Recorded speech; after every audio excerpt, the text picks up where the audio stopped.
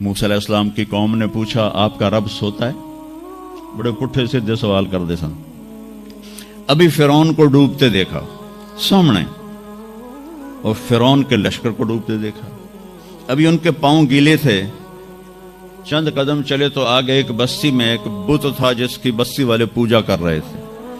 تو کہنے کہ موسیٰ اجعل لنا الہا کما لہم آلہہ، قرآن کی آیت ہے، موسیٰ ایک ایو جا خدا سانو بھی لے دے اسی میں متھا ٹیکیے. میں کہا فٹے منہ تہاڈا، وہ ہونے تو تسی ویکھیا کہ کیویں رب نے تہاڈی مدد کیتی ہے، تو ہن پتھر دا بت منگدے پے ہو میرے کولوں. تو عجیب و غریب سوال کرتے تھے. تو کہنے لگے رب سوتا ہے؟ موسیٰ علیہ السلام نے ان کو ڈانٹ دیا. اللہ تعالیٰ نے کہا نہیں، ایسا کر، رات کو نا 2 پیالے لے کے کھڑے ہو جا پانی کے. خیال کرنا یہ پیالے گرنے نہ پائیں. موسیٰ علیہ السلام بڑے طاقتور ہستی تھے، وہ پیالے لے کے کھڑے ہو گئے.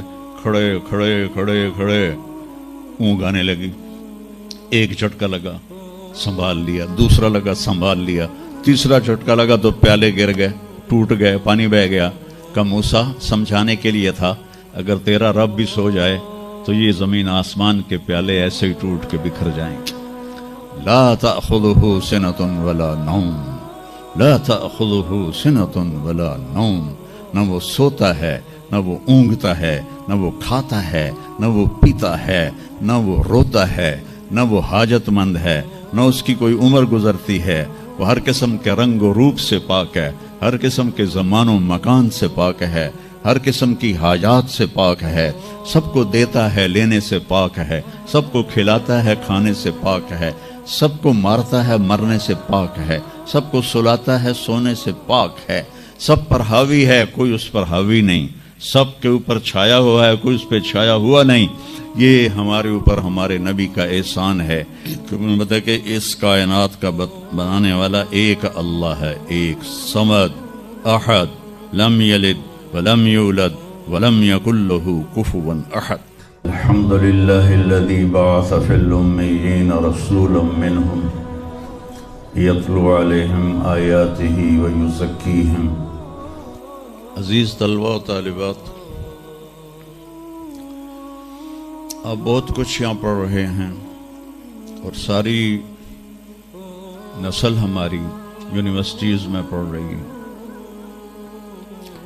چند ایک ایسے سوال ہیں جن کا جواب دنیا کی کسی یونیورسٹی کے پاس کوئی نہیں، اور بڑے سے بڑے اسکالر بھی اپنے علم سے اس کا جواب دینے میں بالکل انگوٹھا چھاپ ہیں کہ اس کائنات کو کس نے بنایا ہے.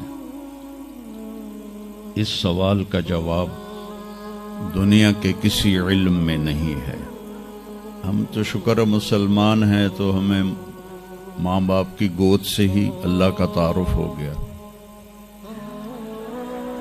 بہت پرانی بات ہے، ایک چیکوسلواکین یہاں ملا تھا، رائنڈ میں آیا ہوا تھا.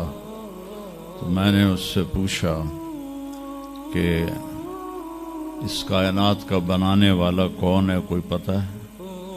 کہنے لگا اسی کو ڈھونڈنے نکلا ہوں، ابھی تک تو کوئی پتہ نہیں. پھر دوسرا سوال ہے کہ اس نے یہ کائنات بنائی کیوں ہے، وہ ہے کون؟ پھر اس نے یہ کائنات بنائی کیوں ہے، اس کا جواب بھی آپ کے پاس کوئی نہیں، کسی کے پاس بھی کوئی نہیں. پھر تیسرا سوال ہے میں کیوں پیدا ہوا؟ میں نے کوئی اپلیکیشن دی تھی؟ ان بچیوں نے کوئی درخواست دی تھی کہ ہم نے لڑکی پیدا ہونا ہے؟ یا ان بچوں نے کوئی درخواست دی تھی کہ ہم نے لڑکا پیدا ہونا ہے؟ یہ عورت بن رہی ہے، یہ مرد بن رہا ہے، یہ دیہاتی ہے، یہ شہری ہے، اور 7 ارب انسان ہیں. سب کی شکلیں مختلف ہیں، آنکھوں کا رنگ مختلف ہے، انگلیوں کے پوروں پر چھپا ہوا پرنٹ مختلف ہے. 7 ارب انسانوں میں سے کسی کا یہ پرنٹ کسی کے ساتھ نہیں ملتا.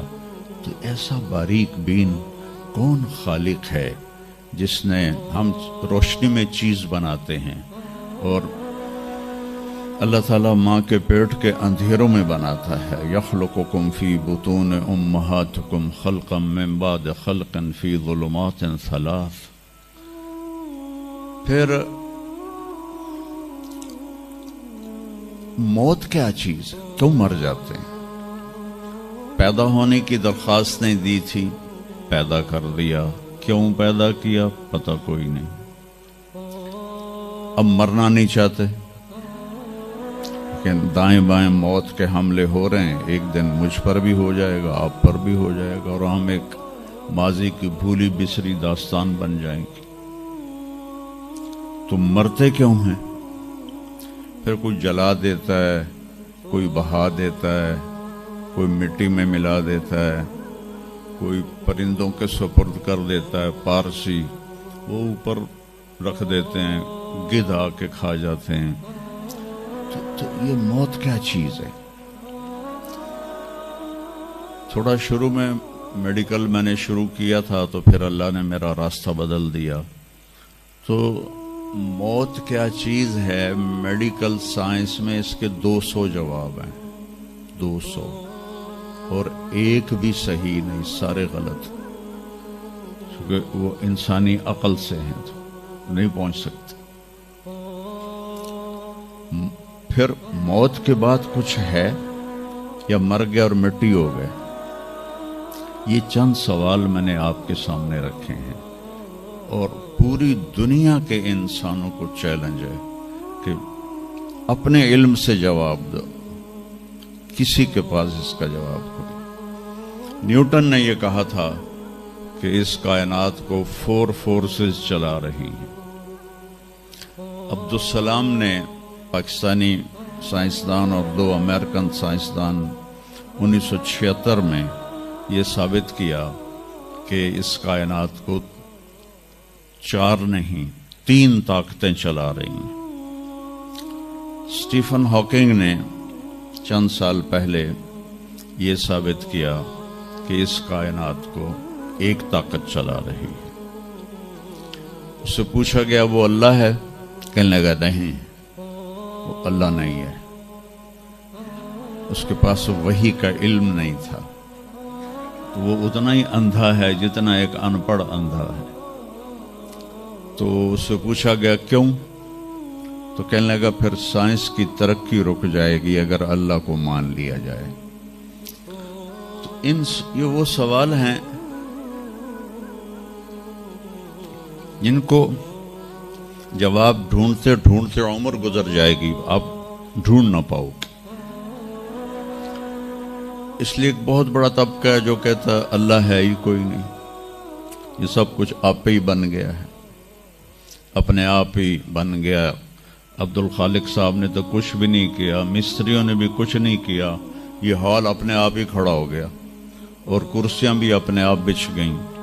ایسی بے وقوفوں والی سوچ بھی بلا کوئی قابل تعریف ہے کہ علامہ اقبال نے فرمایا تھا ہیچ چیزیں خود بخود چیزیں نشد، ہیچ آہن خنجر تیغ نشد، ہیچ حلوائی نشد استاذ کار، تا غلام میں شکر ریز نشد، مولوی ہرگز نشد مولا روم، تا غلام میں شمس تبریز نشد.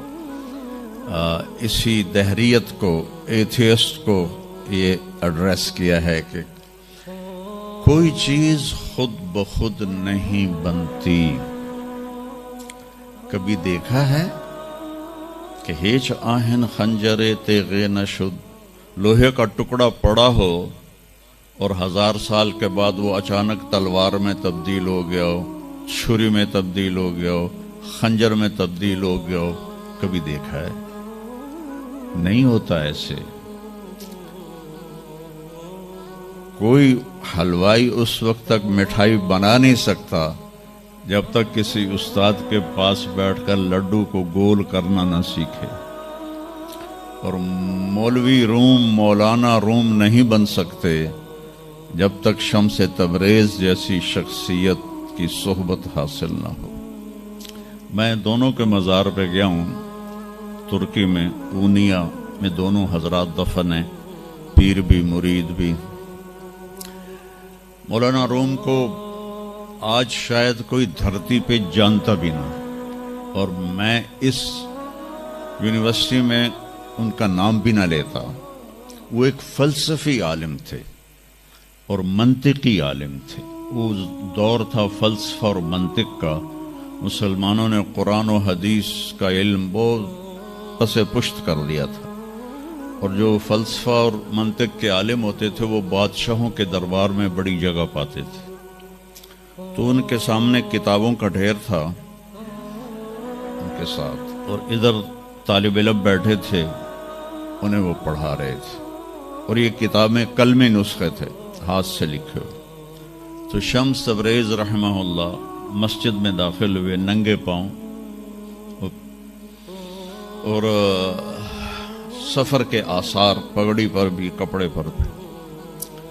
تو وہ بڑی سادگی سے پوچھتے ہیں کہ مولانا این چیز یہ کیا ہے؟ وہ کتابوں کا ڈھیر۔ تو نے اس کو یوں دیکھا تو کہے تو ان پڑھ جائے چٹا انہوں میں کی جواب دیواں۔ کہنے لگے این است کہ تو نمی دانی، میرے پیارے یہ وہ ہے جو تو نہیں جانتا۔ تو ایک دم آگے بڑھے، کتابوں کو یوں دھکا دیا، ساتھ ہی تالاب تھا، ساری کتابیں تالاب میں چلی گئی۔ اب نیا پرنٹ نکالنا آج کل تو کوئی مشکل نہیں ہے، کوئی پریشانی کی بات نہیں ہے، نیا پرنٹ مل جائے گا۔ جس نے ہاتھ سے سینکڑوں کتابیں لکھی ان کو تیرا بیڑا غرق۔ وہ ان پڑھ بندیا، تو میری حیاتی برباد کر دیتی، نہ مراد ہوڑا میں دوبارہ کتوں لکھ کے لیاواں گا۔ وہ مسکرائے، حوض میں چھلانگ لگائی، اور ایک ایک کر کے ہر کتاب خشک ان کے سامنے رکھتے گئے، خشک، اس سے مٹی نکل رہی، سامنے رکھتے گئے۔ پورا ان کا جو ان کی لائبریری تھی وہ پانی سے خشک نکال کر ان کے سامنے رکھ دی۔ ہن ملا جی دی واری آ گئی، کہنے لگے این چیز وہ یہ کیا ہے؟ این چیز وہ یہ کیا ہے؟ تو شمس تبریز بولے این است کہ تو نمی دانی، یہ وہ ہے جو تو نہیں جانتا، جس کو علامہ رحمت اللہ علیہ نے کہا مولوی ہرگز نہ شد مولا روم تا غلام میں شمس تبریز نشد۔ یہ ہمارے ملتان والے شمس تبریز نہیں ہیں، یہ شمس سبز واری ہیں۔ شمس تبریز تو وہ قونیہ میں ہے، دونوں کے مزار قریب قریب ہیں، ساتھ ساتھ ہیں۔ تو ایک طبقہ ادھر چلا گیا کہ آپ ہی بن گیا سب کچھ، ایک دھماکہ ہوا تھا اور ہر چیز بن گئی۔ وہ دھماکہ فرض کرو اگر یہاں کوئی ٹھا کر دے، ٹھا کچھ پٹاخہ ہی چھوڑ دے، تو آپ لوگ ان دروازوں سے کیسے نکلو گے؟ بھاگتے ہوئے کہ بڑے آرام سے؟ عبد الخالق صاحب دے تو ہی چڑھ کے جاؤ گے، ساڑی جان بچے۔ اور اگر میں یوں کہوں کہ گندم کا ڈھیر پڑا تھا، اس میں دھماکہ ہوا اور گندم اڑتی ہوئی بوریوں میں جا کے فکس ہو گئی، اور بوریاں سل گئیں اور ٹرک پہ چڑھ گئیں اور منڈی میں جا کے بک گئیں، تو تسی دو جتیاں مار کے میں باہر کر دے منا۔ ایک دھماکہ ہوا، وہ دھماکہ اتنا قابل تھا، اتنا علم والا تھا کہ اس سے دو طاقتیں پیدا ہوئیں، ایک سپیڈ کی اور ایک مقناطیس کی۔ تو اگر سپیڈ اور مقناطیس کی طاقت میں ایکوالٹی نہ ہوتی اور 1/10 خرب سیکنڈ، یہ ایک آسٹریلین سائنسدان کی بات میں بتا رہا ہوں، ایک سیکنڈ کے تو 100 سے زیادہ حصے ہو نہیں سکتے، لیکن انہوں نے کہا فرض کرو اگر 1 سیکنڈ کے 1/10 خرب حصے ہوں، تو وہ 1/10 خرب حصے میں اگر تھوڑا سا رفتار اور مقناطیس کی طاقت میں فرق آ جاتا تو ساری کائنات ٹکرا جاتی۔ لیکن یہ اتنی سمجھدار، اتنی اعلیٰ پڑھی لکھی کائنات ہے کہ نہ رفتار زیادہ ہوئی کہ پھیل کے فنا ہو جائے، نہ مقناطیس زیادہ ہوا کہ سکیڑ کے پھر زیرو کر دے۔ تو اس بیلنس کو خود بخود قائم ہو جانا، اس تو وڈا کملا کوئی نہیں، بے وقوف کوئی نہیں جو کہتا سورج کا بھی ایک سسٹم بن گیا، چاند کا بھی بن گیا، گلیکسی کا بھی بن گیا، اور اپنا آپ چلے جا رہے ہیں، چلے جا رہے ہیں، چلے جا رہے ہیں، ایسے ہی رہیں گے، ہمیشہ رہیں گے۔ کچھ کہتے ہیں فنا ہو جائیں گے۔ یہاں انسان جاہل ہے، اس جہالت کو دور کرنا سب سے پہلا علم ہے۔ اگر مرتے ہوئے مجھے پتا چلا کہ یہاں تو معاملہ کچھ اور ہے، جو لوٹ آئیں تو کچھ کہنا نہیں، بس دیکھنا انہیں غور سے جنہیں راستوں میں خبر ہوئی کہ یہ راستہ کوئی اور تھا۔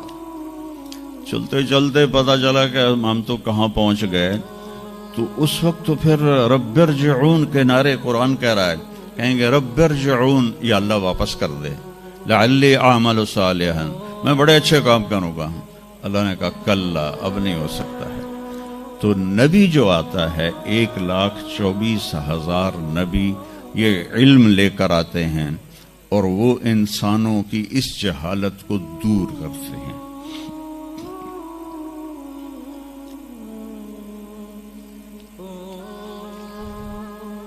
سب سے آخر میں اللہ تعالیٰ نے جناب رسول اللہ صلی اللہ تعالی علیہ وسلم کو پیدا کیا، ان کی زندگی کو قیامت تک کے لیے نمونہ بنانا تھا۔ قیامت تک کے لیے وہ نبی بن کے آئے ہیں۔ لکل قوم ہاد، ہر قوم میں نبی آتے تھے، لیکن ہمارے نبی کے بارے میں اللہ نے کہا وما ارسلناک الا کافۃ للناس بشیرا ونذیرا، ہم نے آپ کو پوری دنیا کے انسانوں کے لیے بھیجا ہے۔ تو اس کے لیے ضروری تھا کہ آپ کی زندگی کی ہر چیز کھلی کتاب کی طرح آج بھی ہمارے سامنے موجود ہو۔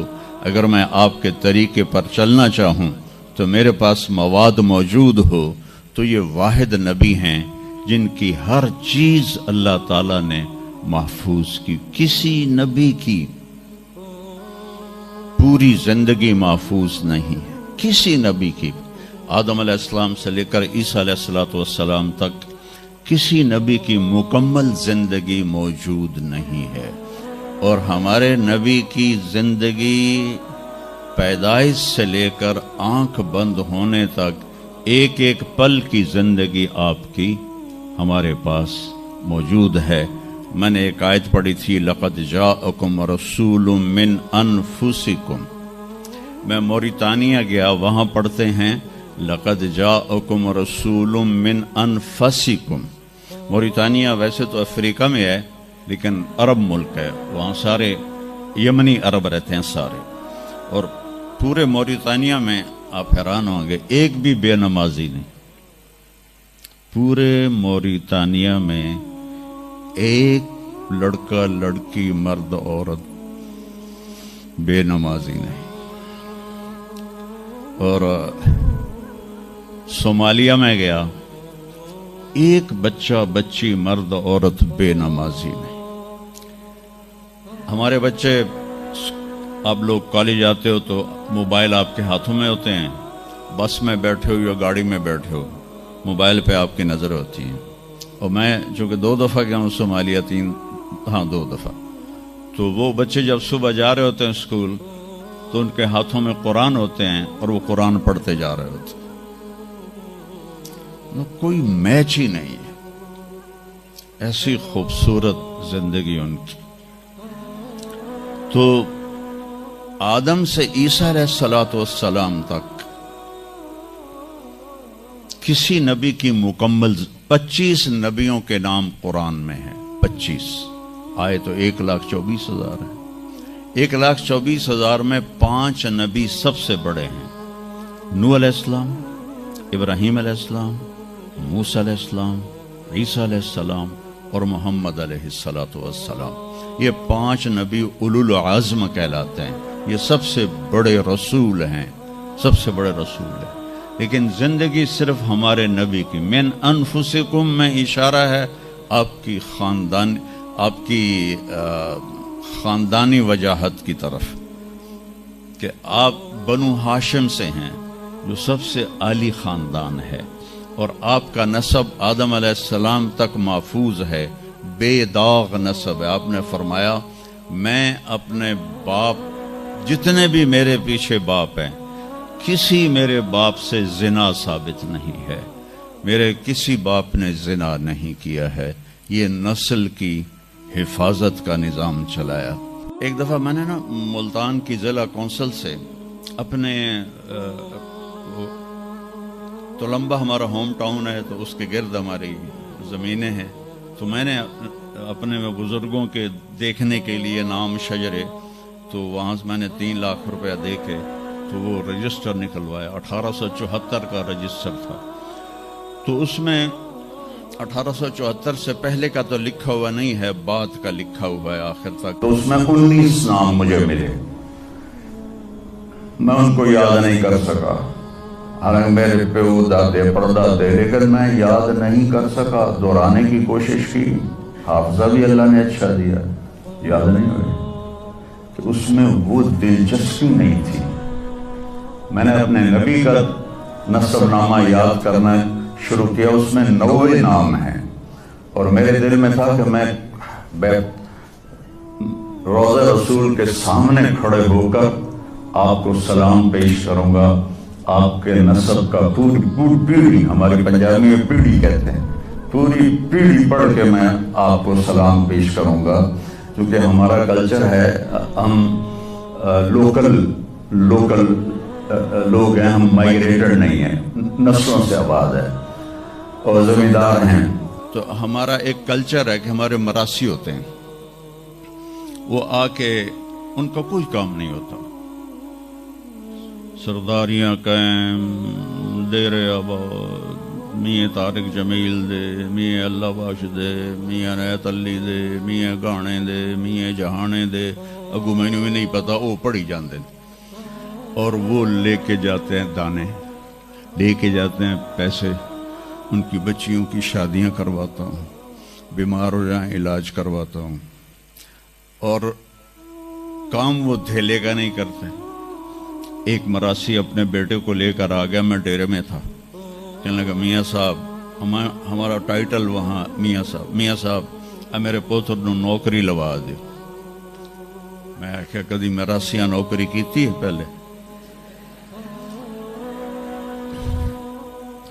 کہنے لگا بھوکے مر گئے ہیں، دیرے اجڑ گئے ہیں، زمیندار شہرانو بڑھ گئے ہیں، تو سوا کوئی سانو خیرات ہی نہیں لبدی، تو چلو کوئی نوکری کر لوے۔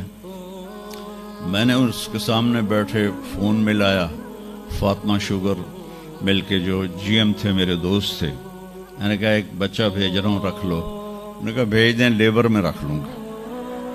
تو میں نے اسی طرح کہہ دیا چاچا انہوں لے جا، لیبر چ رکھ لے سن، بھلا ہوئے سرداریاں قائم۔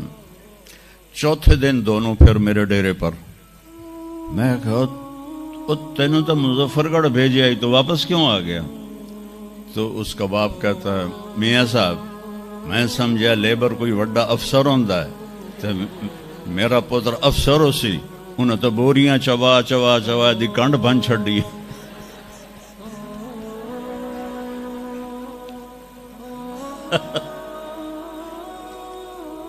میں نے کہا میں تو پہلے آکھی آئی، مراسی جڑے ہوندے نا صرف گلاں دی روٹی کھاندے، تو وہ یہ ثقافت میں نے دیکھی ہوئی ہے، اور آج بھی اس کو میں بھگت رہا ہوں، پال رہا ہوں۔ باقی سب زمینداروں نے ہاتھ کھڑے کر دیے، لیکن میں نے اس کو زندہ رکھا ہوا ہے۔ من انفسکم لقد جاءکم رسول من انفسکم، یہ واقعہ ہے صبح 10-11 بجے کا، تو آف سیزن تھا، اتنا رش نہیں تھا۔ تو عصر کے بعد میں نکلا نماز پڑھ کے، تو ایک لڑکا بھاگا آیا، کہا جی آپ مولانا طارق جمیل ہیں؟ میں نے کہا جی۔ میں کہا تم مجھے پہچانتے ہو؟ کہا نہیں جی، آپ کے ساتھ لوگ تھے کافی، تو میں نے ایک آدمی سے پوچھا کہ یہ کون ہے، تو انہوں نے کہا یہ مولانا طارق جمیل۔ کہا جی میں ابھی عصر کی نماز میں پہلے آ گیا تھا. یہ عصر کے بعد مجھے وہ بات بتا رہا ہے. میں عصر کی نماز سے پہلے آ گیا تھا. پرانی مسجد میں جگہ مل گئی. بیٹھے بیٹھے مجھے نیند آ گئی تو میں نے خواب میں اللہ کے نبی کو دیکھا. انہوں نے فرمایا کہ طارق جمیل کو بھی میرا سلام کہہ دو. تو وہ جو میرا پیڑھی پڑھ کے سلام عرض کرنا تھا وہ بارگاہ رسالت میں قبول ہوا. لقد جاءکم رسول من انفسکم. کہاں سے لاؤ گے ایسا رسول کہ جس کی زندگی کی ہر چیز محفوظ ہو. پھر افریقہ میں پڑھتے ہیں من انفسکم. انفس کہتے ہیں نفیس کو, کہ ایسا نفیس کوئی ہے. ایک بدو عورت تھی, جب آپ تشریف لے گئے نا ہجرت کر کے مدینہ, تو رابغ ایک جگہ آتی ہے, وہاں بھوک لگی, پیاس بھی. تو ایک خیمہ دیکھا, وہاں پہنچے تو ایک بڑھیا بیٹھی تھی, اس کا نام تھا ام معبد الخزاعیہ. تو آپ نے سوال کیا, ماں جی ہم مسافر ہیں, کوئی کھانے کو ملے گا؟ تو نے کہا بیٹا قحط کا زمانہ ہے, کچھ بھی نہیں ہے. تو ایک بکری بیمار اور کمزور اور بن بیاہی کھڑی ہوئی تھی. تو آپ نے کہا اس بکری سے دودھ نکال لوں؟ تو اس نے ایسے بڑی حیرت سے دیکھا کہ یہ عرب ہو کے ایسی بات کر رہا ہے کہ اس بکری سے دودھ نکال لوں. تو وہ کہنے لگی یہ تو بن بیاہی ہے, اس کا تو ویسے بھی اس کے جسم پر بوٹی نہیں ہے, اس سے ایک قطرہ بھی کوئی نہیں. کہا ماں جی آپ اجازت دیں؟ کہا لگا ٹھیک ہے. تو وہ آپ کو غور سے دیکھنے لگی, کیونکہ انہونی بات ہو رہی تھی. آپ نے اتنا بڑا وہ تھا برتن, وہ آپ نے لیا اور اس کے تھنوں کو یوں ہاتھ لگایا تو وہ چھلک کے مشکیزے کی طرح نیچے آ گئے, اور آپ نے دودھ نکالا, وہ فل ہو گیا. آپ نے حضرت ابوبکر کو پلایا, عامر بن فہیرہ کو پلایا, عبداللہ بن اریقت جو آپ کے رہبر تھے, آخر میں آپ نے خود پیا. پھر دوبارہ نیچے بیٹھے اس کے, اور پھر نکال کے پورا وہ جگ بھر کے رکھ کے دے آئے. بکری کی عمر ہوتی ہے 7 سال. 7 سال تک یا ذبح ہو جائے یا وہ از خود مر جائے گی.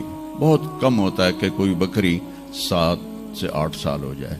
یہ اس بکری کو میرے نبی کے ہاتھ لگے تھے, یہ بکری 22 برس زندہ رہی, 22 برس, اور اس کو ذبح نہیں کیا گیا, یہ مر گئی, خود ہی مر گئی, وہ نبی کے ہاتھوں کی برکت. شام کو اس کا خاوند آیا ابو معبد, نے کہا یہ دودھ کہاں سے؟ تو ام معبد کہنے لگی اس بکری سے. پاگل ہو گئی ہیں, یہ بکری دودھ دے سکتی ہے؟ کہ میں بھی یہ سمجھی آئی نہیں دین دی, پر کوئی جادوگر آیا ہے, وہ ہاتھاں دی کرامت آئی ہے, جگ بھریا پیا. کہنے لگا ان عتیلی, مجھے اس کی صورت بتا, وہ کیسا تھا؟ مجھے لگتا ہے یہ وہ قریشی ہے جس کی خبر مشہور ہو گئی ہے کہ وہ مکہ چھوڑ کے مدینے جا رہا ہے. تو اب وہ بولی, ترجمہ بعد میں کروں گا, اب الفاظ کا ردم اور اس میں جو موسیقی ہے اس کو آپ تھوڑا محسوس کیجئے گا.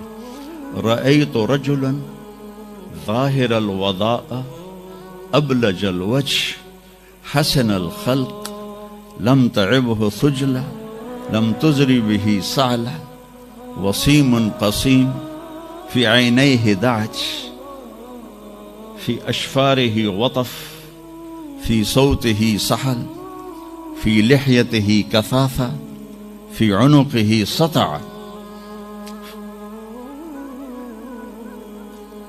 اذا تکلم علاه البهاء واذا سکت علاه الوقار من انفسکم.